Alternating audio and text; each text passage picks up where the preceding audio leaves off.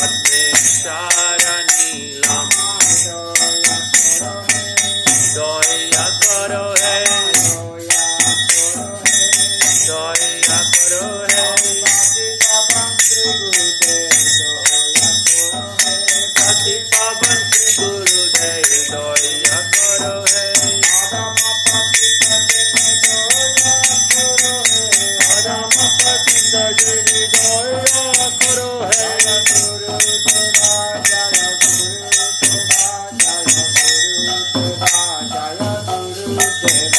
Jaya Guru Deva, Jaya Guru Deva, Jaya Guru Deva, Jaya Guru Deva.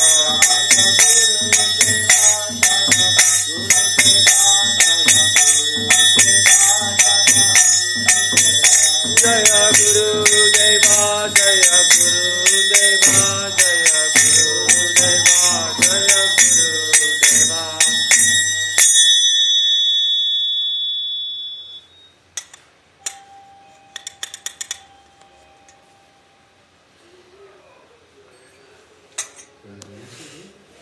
None. What one comes next? 76.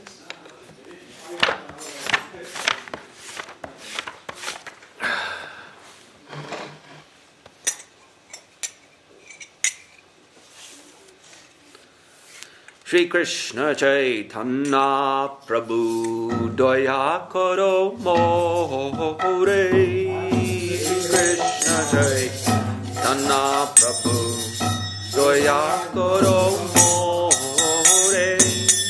Toma Bina Ke Dayalu Jagata Majare.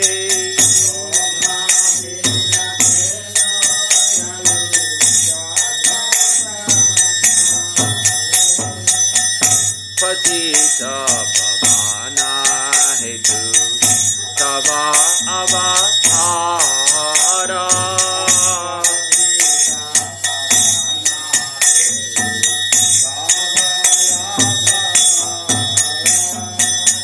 Mosamo Patita Prabhu Napai Deyara.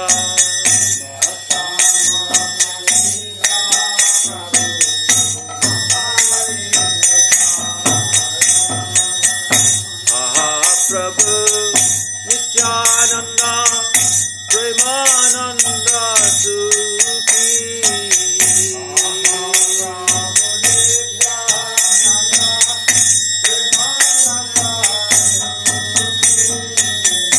Kripa bolo khana karo ami boro dukhi.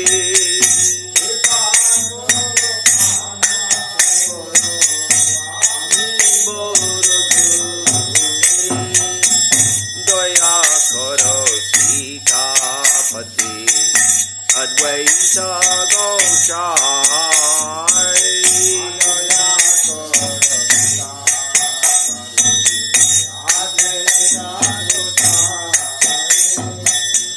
Tava kripa bole bhai Chaitanya Nitai.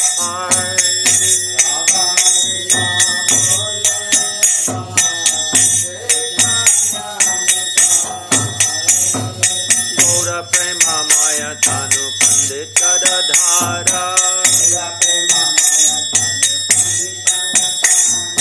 Srinivasa Hari Rasa Dvaya Rasa Gara. Mahaswarutana Dhan Paragunatha. Mata Juga Shri Shivaha Prabhu Lokhanatha. Jaya Karo Shri Acharya Prabhu Srinivasa. Ramachandra Sangamage Narottama Dasa. Jaya Karo Prabhupada Shri Gaura Prakasha. Sava Jana Kripa Mage Yadama Dasa. Jaya Gaura Hari, Jaya Gaura Hari, Jaya Gaura Hari, Jaya Gaura Hari, Jaya Gaura Hari, Jaya Gaura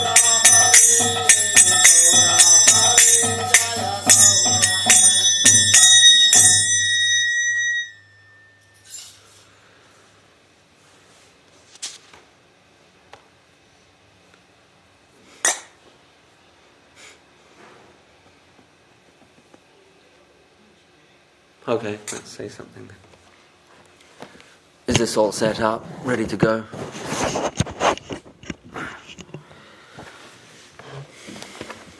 Oh, is that what I'm thinking?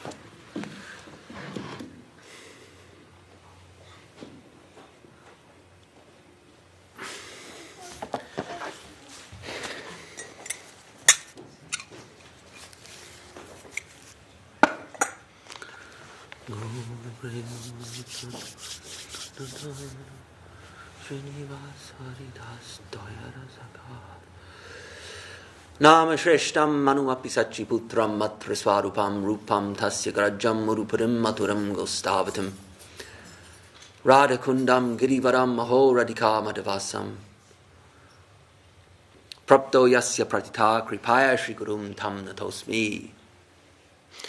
That's a prayer by Raghunath Das Goswami, one of the Sad Goswamis, 6 Goswamis, Vrindavan. Raghunath Das Goswami. He was the Raghunath Das. He wasn't the youngest, maybe third to youngest. Raghunath, a paragon of spiritual renunciation. There's no particular topic for today, so we're just going to dive into this nectarian river and see where it takes us. Raghunath Das Goswami, Manumapi Sachiputram Matra Swarupam. It's a verse in glorification of the Guru, saying listing all the items. It's like a verse of gratitude and adoration for the Guru, listing all the items that the Guru has brought. Sachiputram, which means Gauranga Mahaprabhu.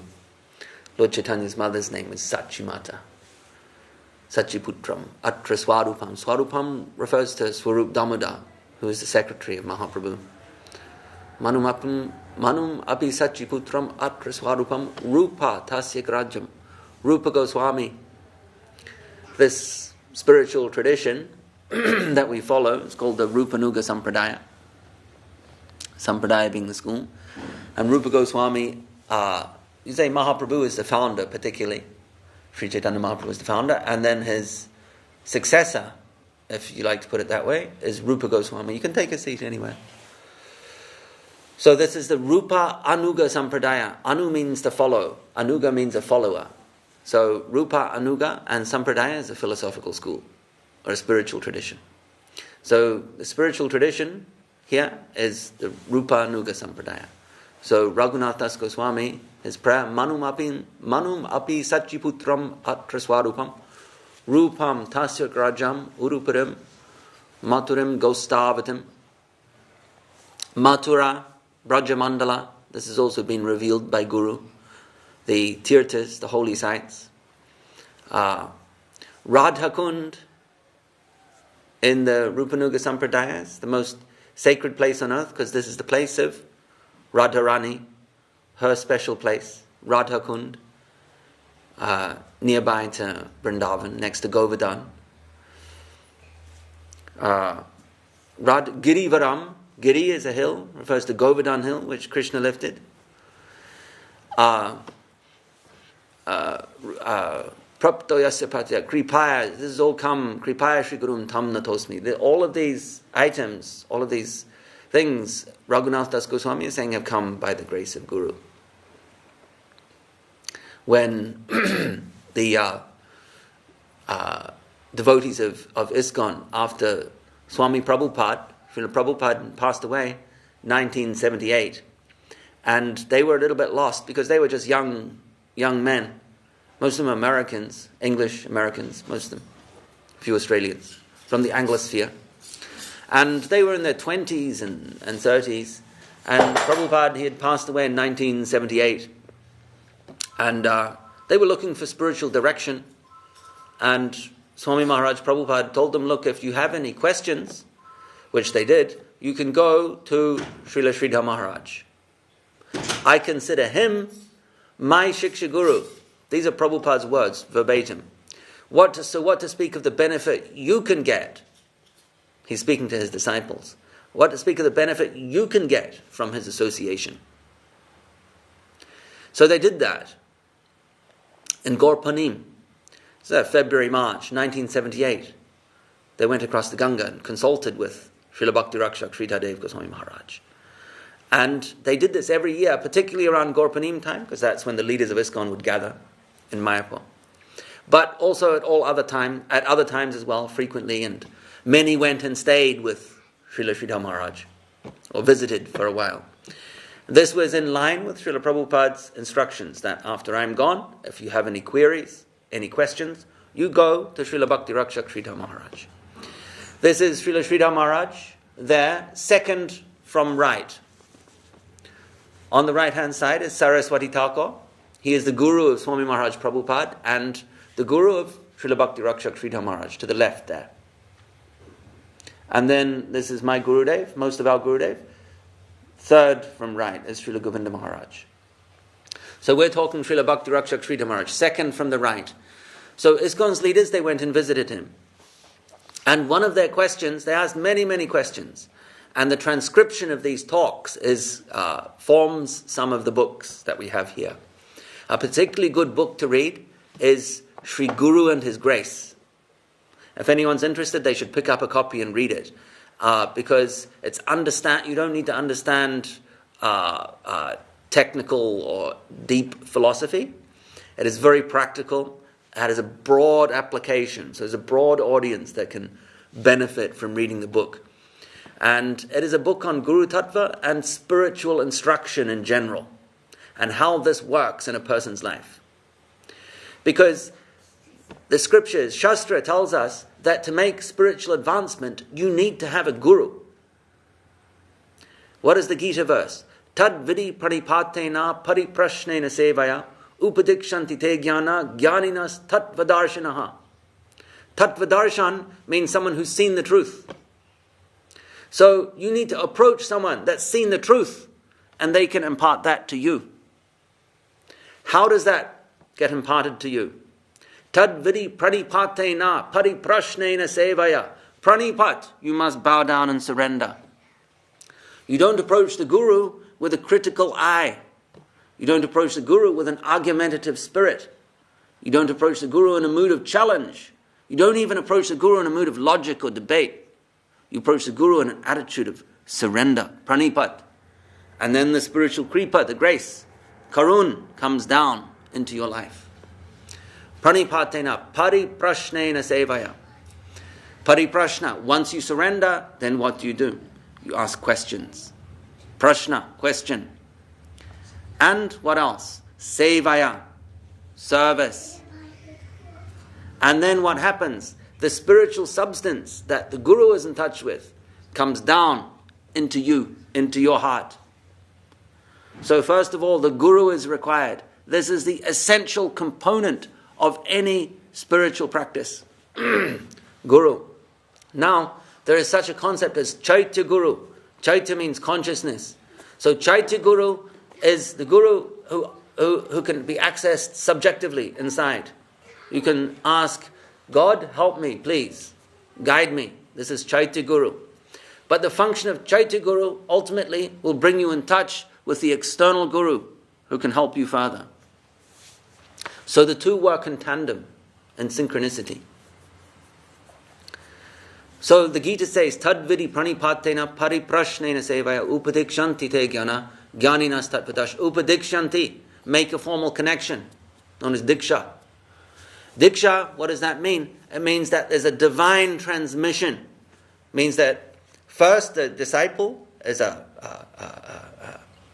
goes through a process of surrender, pranipat, and then there's a dispensation of grace from the guru to the disciple. This is the diksha connection. And then they're connected in what is known as the parampara, like a link, a chain, a chain from guru to disciple, guru to disciple, guru to disciple, like that. So, after Prabhupada passed away, his disciples were left somewhat guru-less. And their level of spiritual maturity was not so high. They came from a culture which did not have a spiritual background. They came from a culture that promoted hedonism in its youth. Not a youth spent studying, practicing brahmacharya, cultivating strong qualities that would set one in good stead for the rest of one's life. No. Take some intoxication. Sleep with as many women as you can. This was the spirit of 1960s America. It still is the spirit in the West. You're considered successful if you can be a better hedonist than everyone else. A hedonist is one who simply follows their sensual impulses. This is considered success because it provides cheap thrills, because there's no knowledge of what long-term happiness is or how to achieve it. Because long-term, permanent happiness is only available when one understands that they are not this physical body, not this mind. They are Atma, spirit soul. So you must find out what the conscious Atma is looking for happiness. But in an atheistic society that's rejected God, they don't understand this. So they only go with what the body and the mind demands. Short-term happiness. So this is the culture from which Prabhupada's disciples had come in. They didn't have any spiritual background. So when, after a few years of instruction with Prabhupada, he had gone. They were in desperate need of further guidance. Desperate need. They may not have realized it themselves, because the ego always gets in the way of the spiritual process. The advanced devotee thinks, I am a very low devotee. I don't have any spiritual wealth. And the very low neophyte devotee thinks, I am a big devotee. I have much to give. I am very spiritually advanced. But really, they're just a baby, a spiritual baby. Maybe even a spiritual embryo. But they think, I'm a big man. So we can see this problem. And it's a big problem, particularly if one is left guruless and they're thinking they're big and ready to be the guru themselves. Then it creates something of a problem. But anyway, these disciples, some of them, these young Americans mainly, they went across and they went to Srila Bhakti Rakshak Sridhar Maharaj for spiritual guidance. They began asking some questions, and as mentioned, these dialogues or these questions, this Upadesh instruction from Param Gurudev, Srila Sridhar Maharaj, has been recorded in books, including Sri Guru and His Grace, which everyone is encouraged to obtain a copy of. We have them here. And they asked him, amongst one of the questions, many questions, they asked him, what is our ISKCON society? How should we see Prabhupada and ISKCON? What is the spirit of it? Because sometimes the very essence of something gets lost in all of the accretions, all the things that come on board in the process of a spiritual practitioner's life, or in the process of building a society. You lose focus of the very purpose. Sometimes this happens. It's very easy to start off something, a new regime, whatever it might be, and somewhere down the line, you're involved in something which wasn't your intention to be involved with at all. It happens in all areas of life. You start something with a particular intention for a particular purpose, and somewhere down the track, it's gone completely off, and you may find yourself trapped in some kind of way of thinking or psychological rut that was never your intention in the first place, and you have to consciously pull yourself out of it and reset. The ability to do this is quite important in life.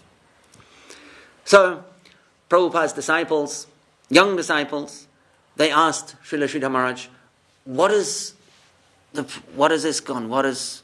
How do we see Prabhupada in ISKCON? And he quoted this verse, Manumapi sachi putram at praswarupam rupam tasya grajam urupurim maturim gostavatim radhakundam girivaram aho radhika madhavasam prapto yasya pratita kripaya shri gurum tam natosmi, by Raghunath Das Goswami. And Raghunath Das Goswami in our line is the Prayojan Acharya, the teacher who represents the very pinnacle, the goal. Prayojan means the goal, the pinnacle of achievement in bhakti practice, bhakti sadhana. In fact, at Prayojan, there's no longer sadhana. Sadhana means practice. So sadhya means perfection. So Raghunath Das Goswami represents the perfection, the pinnacle of devotional bhakti achievement. And this is his verse in glorification of the Guru. So, Srila Bhakti Rakshak Sridhar Maharaj, he quoted this verse as, this is what your spirit should be. Gratitude to the Guru. My Guru has given me all of these items, and I am following in that line. Manuma Pisachi Putram Atra Swarupam Rupam Tasya Grajam. So the first item on the list is Gauranga Mahaprabhu, Sri Chaitanya Mahaprabhu. And anyone with a sincere interest in following the Bhakti tradition, the Gaudiya Bhakti tradition, is encouraged to understand the tattva or the truth of Sri Gauranga Mahaprabhu. If you go to, in a lot of parts of India, Mahaprabhu is unknown. Many parts. In Bengal, everyone knows Gauranga Mahaprabhu. But in some parts, he's relatively unknown. Anyone who's conversant with the spiritual traditions of the subcontinent, India, they will have heard of Gauranga Mahaprabhu. But a lot of people are only familiar with it, either the very famous persons, like probably more people have heard of Vivekananda than Gauranga Mahaprabhu, I would imagine, in India. You ask them, who is the greatest ambassador of spiritual tradition? Oh, Vivekananda, Ramakrishna, Vivekananda. Maybe. But anyway, so Gauranga Mahaprabhu in some parts of India is unknown, even though he toured around much of India. That was 550 years ago. So it's possible that 550 years ago, there were more people in more parts of India knew about Gauranga Mahaprabhu than they do today. It's possible. Particularly given the current trajectory of India, which is towards greater and greater materialism. Now that there's more opportunity for making money on the internet, once the more money comes in, then what happens if one does not have a spiritual foundation is that one thinks, oh, I've got money now there's more facility for having fun. Now I can really live a life. I can buy all the things that I've always wanted. I can live like those people in the American movies. We can be like the West. We can be like Westerners. And it's true. Why not? That's what the Westerners, both the same, ultimately both the same. Jiva souls, conscious souls, looking for happiness and needing money to facilitate that happiness. Without the money, what are you going to do? In a materialistic civilization, without financial resources, there's not much you can do. You're going to go through a lot of stress. So we're not demonizing money here. We're just giving it a proper treatment, an unbiased treatment. Money is neutral. It can go either way. So these days in India, with the availability of the internet, there's many people that are even a little bit entrepreneurial. Get on the internet. They can offer their skill and service. They can get paid in Western currency, in dollars, pounds, euros, whatever. But they can live in India, Indian prices. So it's great. So there's a burgeoning middle class in India. India is rapidly transforming. Every time I go, it's different. And I've been going since I was 3 years old. I first went in 1982 when I was 3 years old to India. And the last time I went was earlier this year. And I go very regularly. Every time I go, I see the trajectory that India is taking. So trust me, I understand. I know what I'm talking about from experience, in this regard at least. So the trajectory of India is towards greater prosperity. It's the way it is. But the problem is, if the prosperity comes without proper spiritual focus, if the country, the population, or a person, let's just say an individual person, gets greater prosperity, but is not able to maintain their spiritual focus, then they lose their spiritual energies. and they find their nourishment and their happiness simply from whatever their money can buy, and not from tapping in to the spiritual potentials, to the connection with the higher Vaishnavas, with Krishna, Gauranga Mahaprabhu. So in that sense, money can be a big distractor, can deviate one from their spiritual path. If one is not careful, it doesn't necessarily have to be like that, but it can be. And this is why the three biggest obstacles to growth in spiritual life are Kanak, Kamani, and Pratishta. The desire to make money, the desire where money becomes all-consuming. That's all you think about. You chase it all the time. That's a problem. Not making money if you're a business person, making lots of money and using it for good purposes, putting it in context in your life, that's fine. But when it becomes consuming, addiction, when it becomes an addiction, hoarding more and more.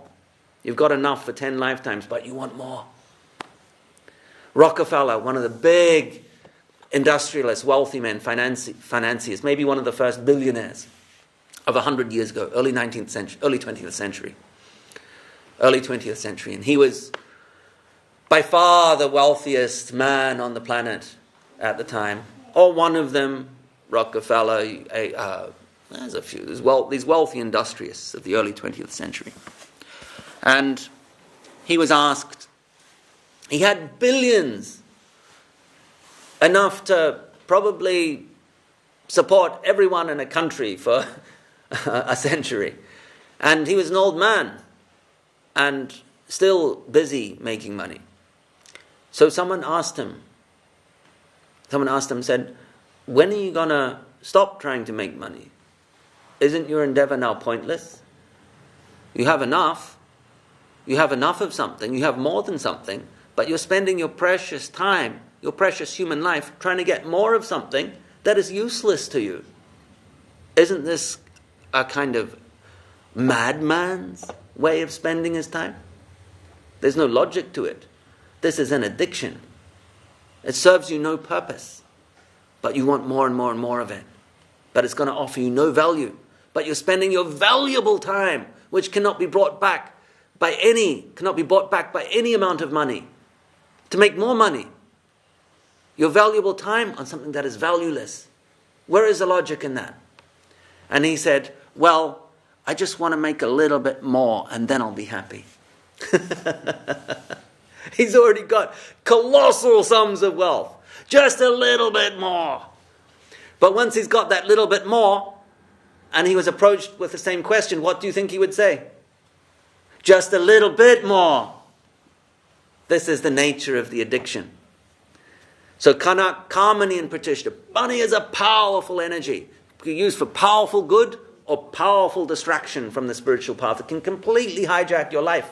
Not just one life, lifetime after lifetime after lifetime.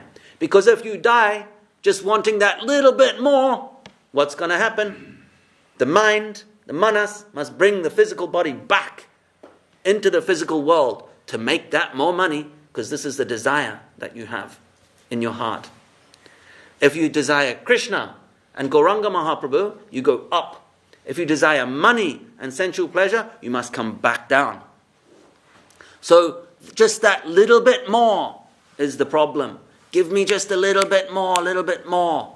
Yes, lifetime after lifetime, a little bit more, a little bit more. When's it going to stop? When you go through the process of tadvidi pranipatena pariprashnena sevaya, making an effort to, connect with the spiritual current. So there's 3 items, Kanak, Kamani, and Pratishta. They're the big ones. So India, unfortunately, is on a trajectory of making more and more and more money.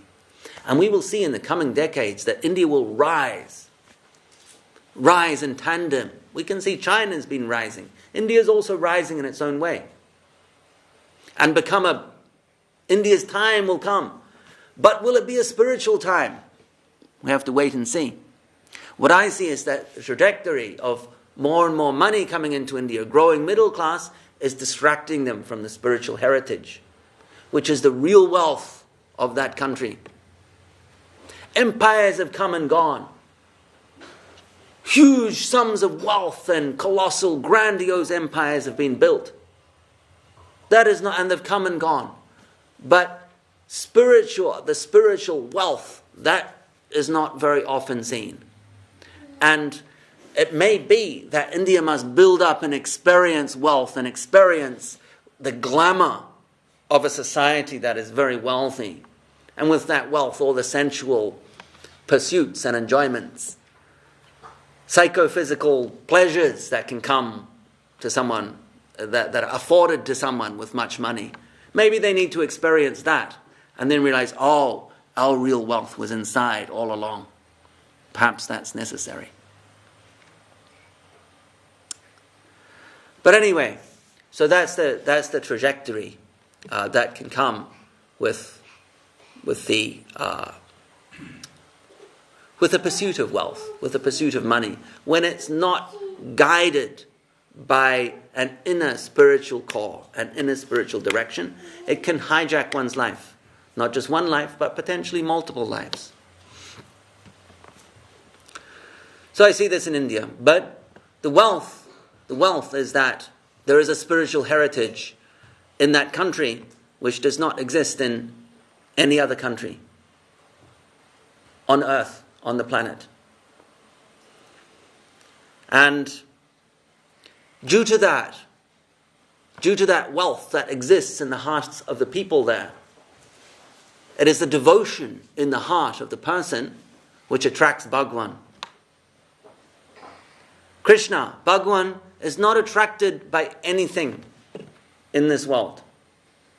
This world is Maya Shakti. And Krishna Shakti is beyond Maya Shakti. Not attracted. Nothing in this world attracts Krishna. Only bhakti, devotion, attracts Krishna. So that is the real wealth. So we can see where Krishna has appeared. Why? Because there is a certain amount of bhakti. So when that bhakti is cultivated, then the real wealth comes into one's life. And anything that has the potential to block that needs to be very carefully managed in one's life. Otherwise it can take control and cloud one's ability to access the real wealth, that which will really give us happiness and ultimately take us out of this roller coaster of repeated birth and death. Pure Atma subjected to this body which is so frail in comparison to the pure, perfect consciousness. Satchidananda. This body is like the opposite of that. So the point is that the spiritual process begins with a sincere approach and an attitude of surrender. And when Srila Prabhupada's disciples asked Guru Maharaj, what is it that Prabhupada gave us? What is it that we're supposed to be doing? And he said, quoted the verse, Manumapi Satchiputram Atra Swarupam Rupam, etc. As we've quoted twice. So the first item, Satchiputram, Sri Gauranga Mahaprabhu. And that is the purpose of this center here, is the worship and the service of Satchiputram, Gauranga Mahaprabhu.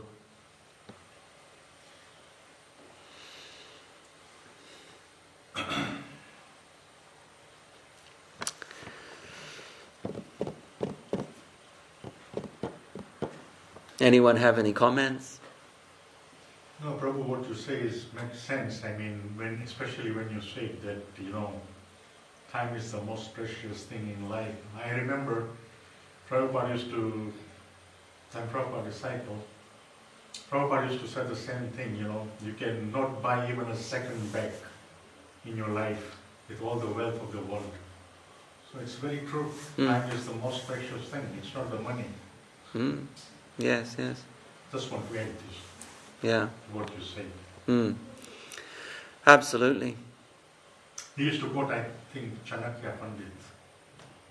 Prabhupada used to quote Chanakya. Yes, he did. Yes. Yes, many times. I was fortunate to have his darshan in Kenya. I'm from Kenya.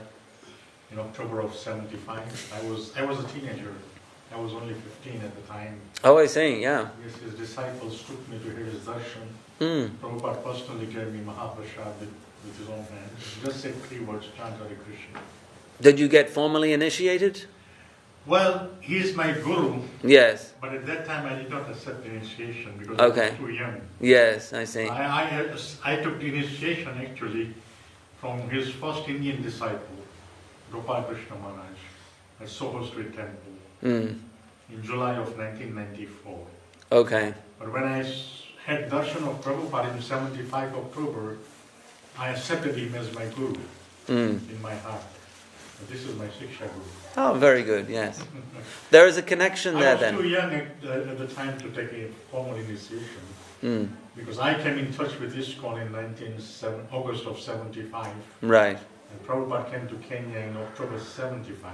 Mm. He came earlier than that as well, I believe. His disciples took me to have his darshan, Nagarendra Swami, Yes. Brahmananda, yes. He was the first one to go to Kenya. Mm. I have photos with Brahmananda, Mm. Nagarendra Swami. Yes. I mean, the temple was just a walking distance from where we lived. Jai Gauranga Mahaprabhu. I see. used to attend Gaura Arati and would stay for Narsinga prayers. Ah, very good, It yes. was a small temple. And yes, so what you say is very true. Mm. Time is the most precious thing in life. We cannot even get 1 second back. Yes. And what you said also, like Bhakti, Krishna is only affected to our devotion. Also very true. Mm. Love and devotion. Yeah. Mm. Thank Yes, and you're welcome, Prabhu. Yes, I mean the heart connection is everything in relation to diksha, formal initiation, versus what is known as shiksha. Shiksha means spiritual instruction, and for any spiritual instruction to be effective, there must be a heart connection. You can have different levels of connection with people, right? There can be a physical connection, there can be an intellectual connection, an emotional compatibility, or there can be a deep heart connection. And spiritual truth is conveyed from heart to heart. Bhakti is a substance of the heart. It's not an intellectual substance, it's not mental, emotional, it's not physical, it's of the heart. Because bhakti means devotion. Prem means love. So it's love and devotion. These Mahaprabhu's bhakti is of the heart. Mahaprabhu's line is a heart conception. So the shiksha, proper spiritual connection, is shiksha of the heart. So when your heart is connected to someone, as in you say, you felt your heart is with Prabhupada, that is the real connection. Yes. Now, this is not always understood by people. And that is why, for instance, Srila Bhaktisiddhanta Saraswati Thakur was controversial in his time. Because there are some people that like to monopolize the flow of spiritual life as it descends into this world. They'll say, it's only available through our line, our family tradition, our Diksha Parampara. If you go elsewhere, then you won't get the real thing. So they try to monopolize Krishna and his revelation. Our parampara is Shiksha Parampara. So it's a shiksha, a Bhagavat Parampara, through the heart. So, and that is the main thing. That is the main thing. Saraswati Thakur was very clear, adamant on this point, and he practiced it himself, breaking up the monopoly of people who thought that they could do trade in the spiritual field, take control of Gauranga Mahaprabhu's revelation, the revelation of spiritual truth coming from Gauranga Mahaprabhu. Say, it only flows through this channel or that channel. But no one can dictate how spiritual truth wants to reveal itself. And it flows down through the heart.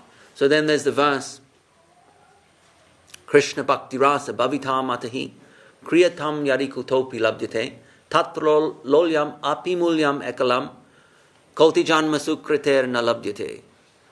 And the last verse is Koti Janma Sukriter. Even after lifetimes of pious activity, Nalabdyate, Lob means gain or profit, or obtainment of something. You won't get it even after lifetimes of Sukriti, but you will get it by lolyam. It's an intense desire for it, hankering. like a keenness. You cannot be at peace until you have it.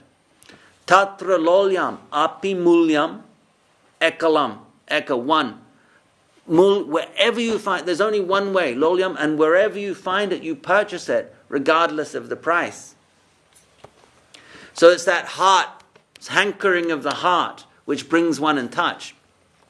Wherever you find it, not just in a monopolized line, not just in a success, as Srila Sridhar Maharaj says, it's just a succession of bodies. It has to be a living current, a living spirit. So tatra lolyam api mulyam, wherever you find that living current, you go there. You abandon any concept of sectarianism. Let that go. That is not spiritual. And you go to where the truth is. And that is Saraswati Thakur's conception of the Bhagavat Shiksha Parampara. Going where the actual substance is. Letting go of all concepts of material identity, labels, conceptions. Sectarianism is a big one. Has to be let go of if you want to find the truth. I went through a process like that myself. My parents are Prabhupada disciples. They joined in the early 70s. I grew up in ISKCON, and I was told that you can't find, in a sense, you can't find Krishna consciousness outside of a particular institution. And so I had to go through a process of letting go of sectarian designations that had been imposed by institutions and persons on the spiritual, on spiritual life, on bhakti. You can't find it outside of us, our group. Essentially, this is the function of the ego. I have it, and if you want it, you must come to me. It's the ego, ahankara, trying to take control of what is beyond ahankara, aprakrita. The ego is part of prakriti, material nature, but spiritual substance is aprakrita.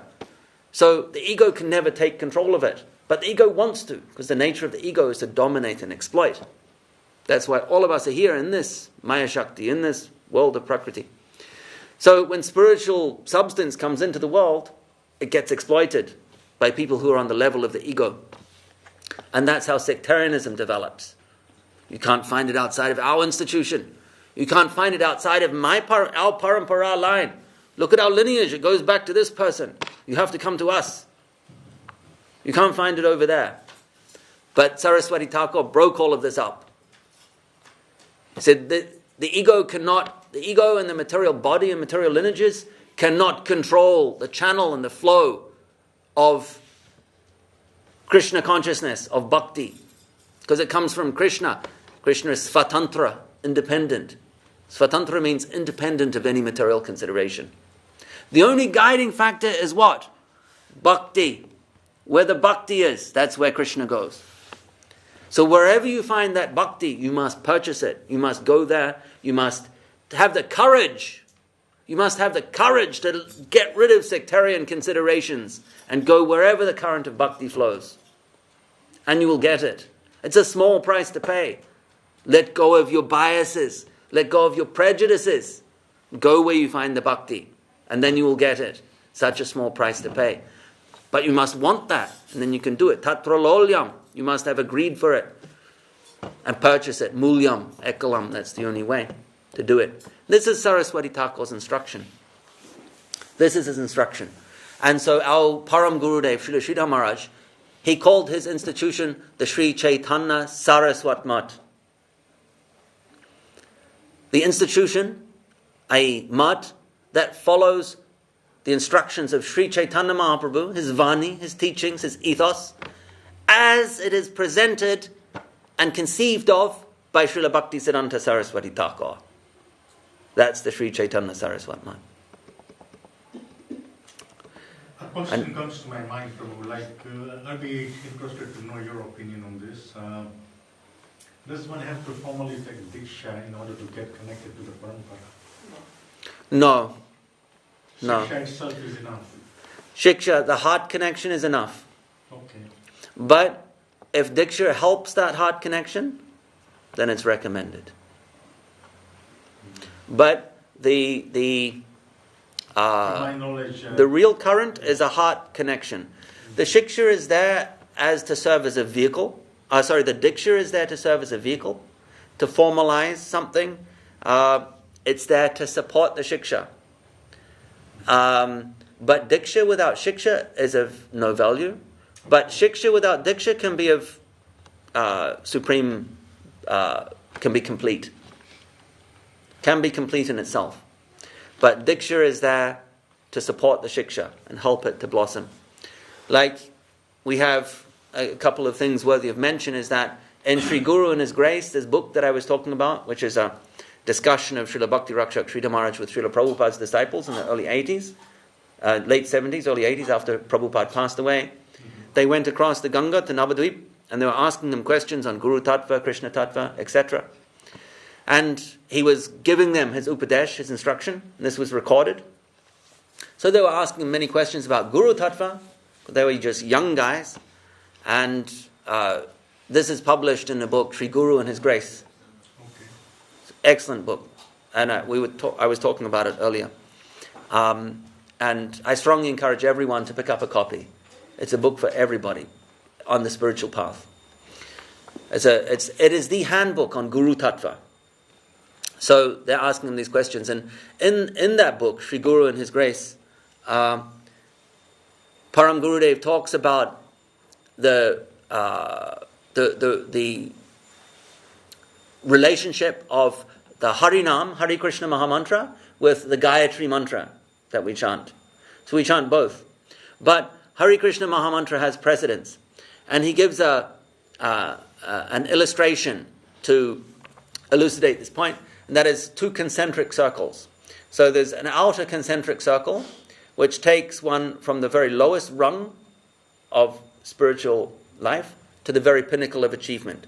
This is Harinam, Hare Krishna Mahamantra, Hare Krishna, that does that. Takes one from the bottom, so it's a complete, it is a complete practice in itself, complete mantra. Gayatri mantra is placed a circle inside that larger circle. So at a certain stage of spiritual progress, Gayatri mantra can help your chanting of Harinam Japa or Kirtan. And it helps it up to a certain point, and then it retires. So at the interim phase, the middle phase, Gayatri mantra can help you grow spiritually. But not from the very bottom. There's a certain qualification that comes from chanting Hare Krishna before Gayatri can begin. It's a bit like a booster on a rocket. You have a rocket that takes off from the ground level and goes up to its destination. And in between, so many hundred meters off the ground, the booster kicks in. And the booster helps it on its journey. But before it reaches the destination, the booster is jettisoned, right? Falls off. So that's the relationship of Gayatri mantra to Harinam. So, similarly, the relationship of Diksha to Shiksha is a little like that. It's there to help it along the way.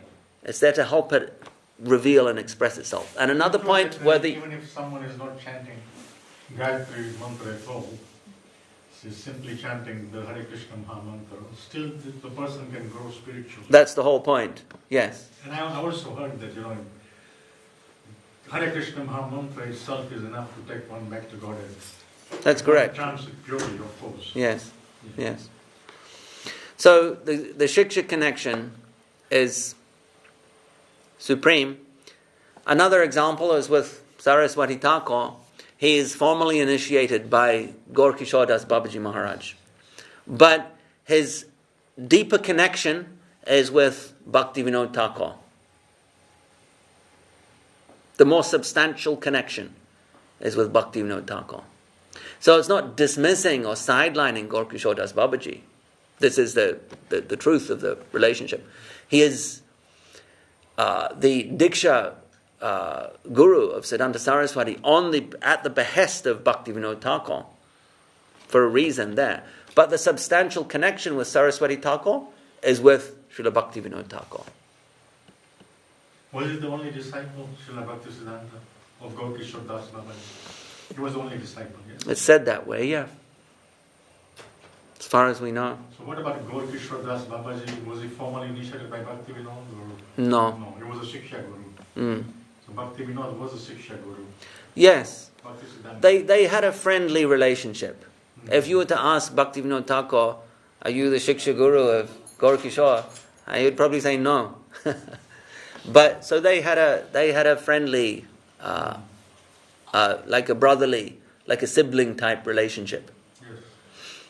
Gaur Kishore Das Babaji was in Vrindavan for many years, and then in his later years, he came to the Navadvip region, Kulia, and he would there.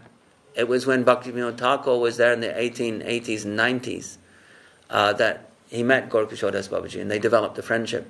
And when Bhaktivinoda Thakur built his residence in Svananda Sukara Kunj and then Surabi Kunj a little later, he had a place for Gaur Kishore Das Babaji. Gaur Kishore would come and visit and stay sometimes. So they were good friends. But kind of brotherly, equal friends. But still, I think Gaur Kishore saw Bhaktivinoda Thakur as his Shiksha Guru, and Bhaktivinoda Thakur saw it fit to instruct his son, Bimal Prasad Bhaktisiddhanta Saraswati Thakur, to take initiation from Gaur Kishore. And of course, it was a difficult process, not so easy. We're reminded of Narottam Das Thakur taking initiation from Narottam Das Thakur taking initiation from the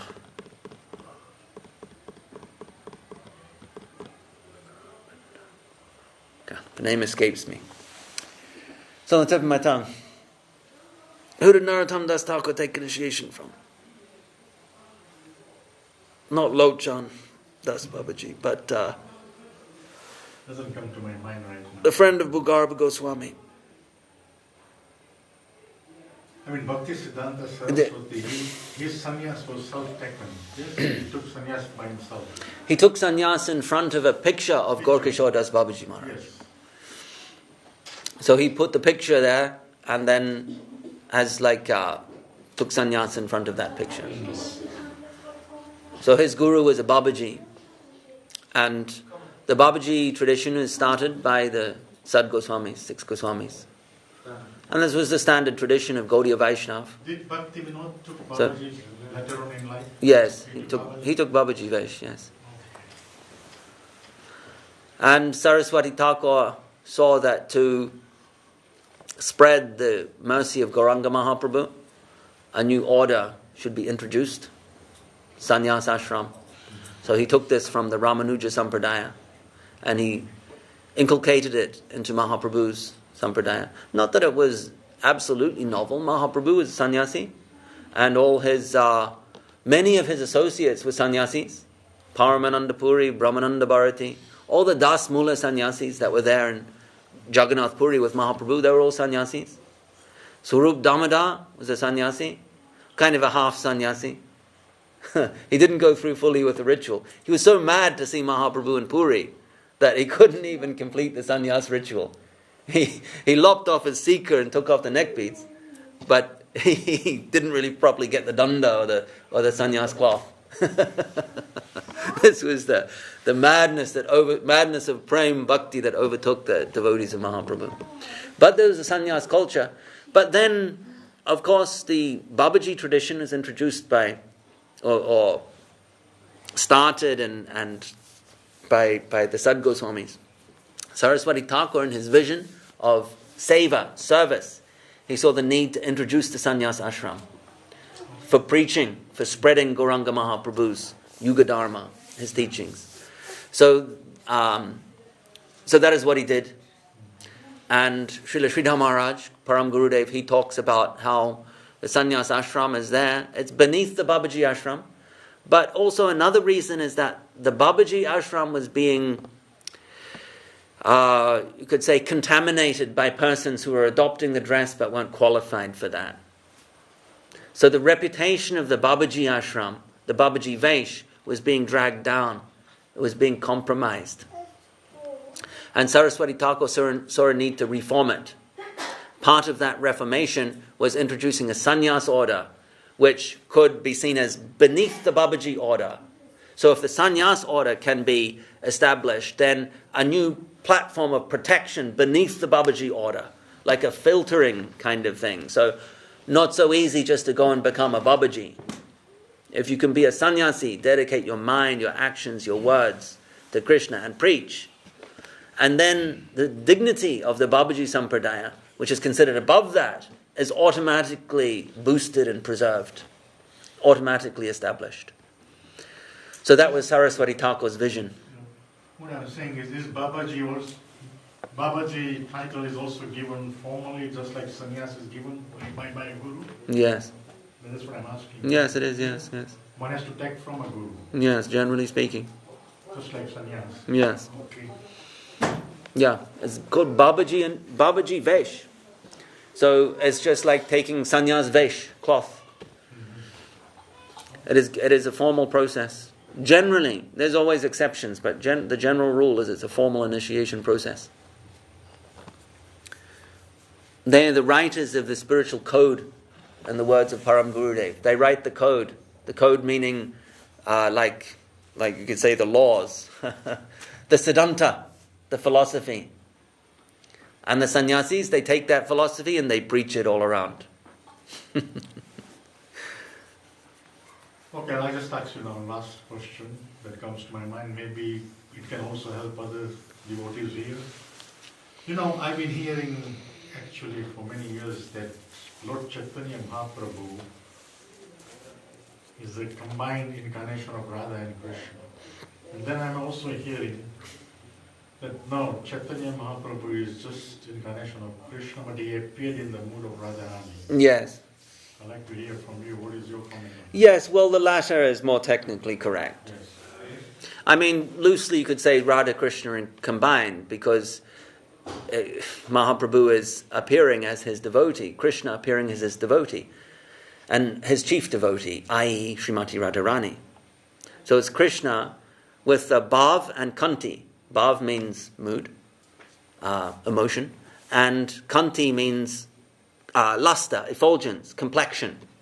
So both, so one is an inner component and one is an outer component. The complexion and the inner mood, the Bhav and Kanti of Srimati Radharani. But the identity of Krishna. Of course, this vision was not understood by everybody, but then it was revealed by Swarup Damodar.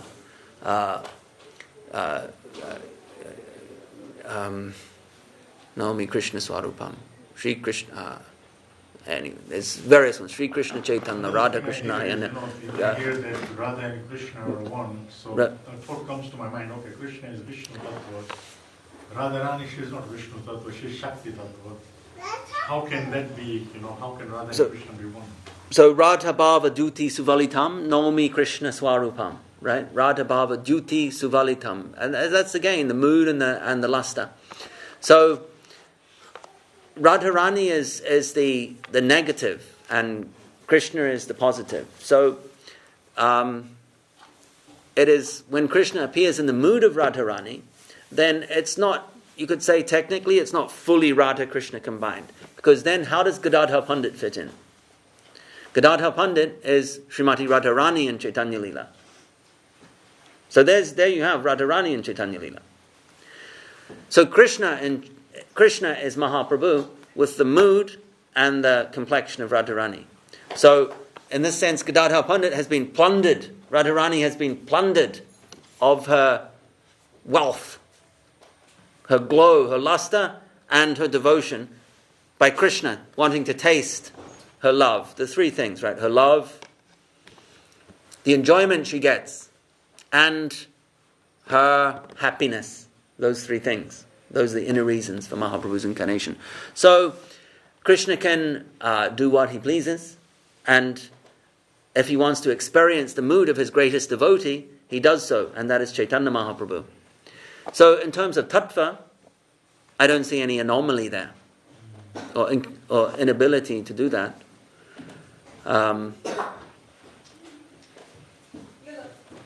We hear that she is Hladini Shakti. Radharani, yes. Radharani. Yes. The personification of Hladini Shakti, yes. Hladini Shakti. Yes. Another thing I heard recently, that Krishna is eternally 15 years and 9 months in Golok. Yeah. Radharani is 14 years and 2 months old. Mm. Eternally. So I don't know whether you've heard anything like that. Yeah, but people go sometimes in the Goswami's literature. Yeah. There's ages, etc. given. Age eternally in the spiritual world. Yeah, some people get a little obsessed with figures and values and everything, but Krishna is known as Navakaishor or Navayovanam, so eternally youthful. Yeah, young teenage. Lord Chaitanya on his own without Lord Nityananda. No, that's not considered. I mean, some people have chosen to do that, but that's not the vision of our acharyas. That's never been recommended, to try and separate Nityananda from Mahaprabhu and create a separate system of worship. But just to finish off with Radha and Krishna, is that there's a verse in Chaitanya Charitamrita which says, Radha Krishna eka atma dui dehadari ananya vilasa rasa ashvadana kari. Radha Krishna eka atma. What does that mean? One soul. Yes. Radha Krishna eka atma. Dui dehadari. Dui means two. Deha means a body. One soul is assumed two bodies. So there's no incompatibility of Krishna appearing as Radharani, his greatest devotee. To taste ever... See, the tattva of Gauranga Mahaprabhu is Krishna tasting ever and ever greater pleasure. God tasting ever and ever greater pleasure. Not just that. This is... Vrindavan Leela is Radha Krishna engaged in love pastimes, the greatest pleasures, Madhura Ras. And in Gauranga Leela, it's also the same thing, right? Krishna is tasting Radharani's mood, but he's distributing it everywhere. So it's Radha Krishna Leela with great magnanimity, great distribution. That's what it's all about. So when that tattva can be understood, then you see that there's no incompatibility of tattva or shakti or anything like that. There is just different gradations of rasa. So Nityananda Prabhu and Advaita Acharya are on the right-hand side of Mahaprabhu, because they are Vishnu tattva, whereas they are expansions, whereas those that come in from Hladini Shakti and beneath, Srivas Pandit is Tatashta Shakti, and then the devotee, the devotional Shakti, the Bhakti Shakti, which is synonymous with Hladini, that is represented by Srimati Radharani and Gadadhar Pandit. They're on the left-hand side of Mahaprabhu. As the song says, Dakine Nitai Chand, Dakine means right, Bame Gadadhara, Gadadhar on the left. So this symbolism has esoteric meaning. On the left-hand side is the Shakti, the Hladini Shakti and the Jiva Shakti, and on the right-hand side is Vishnu Shakti, known as Swarup Shakti, Advaita Acharya and Nityananda Prabhu. And so you'll notice in Jagannath Puri, when Mahaprabhu is tasting the Madhura Ras of Vipralamba Madhura Ras, separation, love and separation, that Nityananda Prabhu wasn't that, because Nityananda Prabhu's mood is, Nityananda Prabhu and Advaita Acharya had remained in Navadvip. Whereas who is in Puri with Mahaprabhu? Gadadhar Pandit. The higher ras. A lot can be said on it. Maybe we should finish up now. Are you happy with that? Yes. Okay. Thank you so much for your explanations. Is it Arti time, Vera? Yeah? Okay. Yeah. Okay.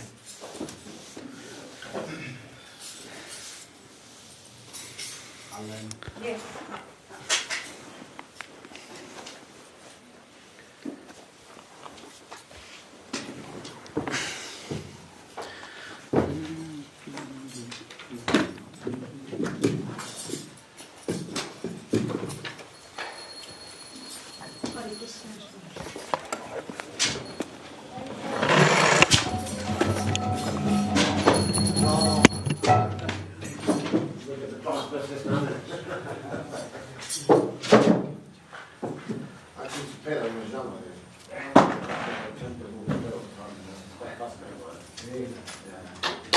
When I look at ouch, you know when you use your touch, you're young, you know.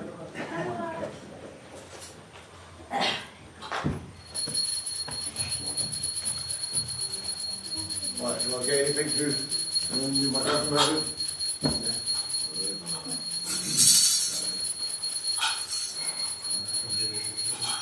Yasomati Nandana Brajobaro Nagara Yasomati Nandana Brajobaro Nagara Yasomati Nandana Brajobaro Nagara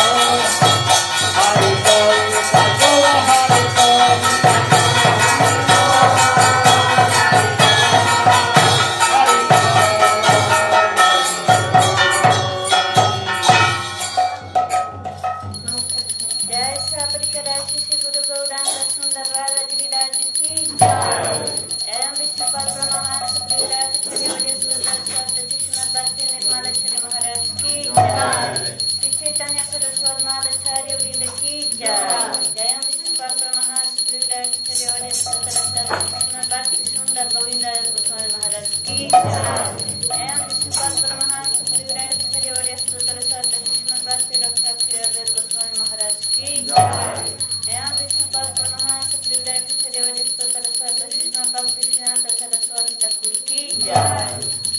एवं विष्णुपाद श्री गौर किशोर दास महाराज की जय। एवं विष्णुपाद श्री सच्चिदानंद श्रीनाथ दास की जय। एवं विष्णुपाद श्री जगन्नाथ दास महाराज की जय। श्री बलदेव देवस्थान की जय। श्री विश्वनाथ चक्रवर्ती प्रभु की जय।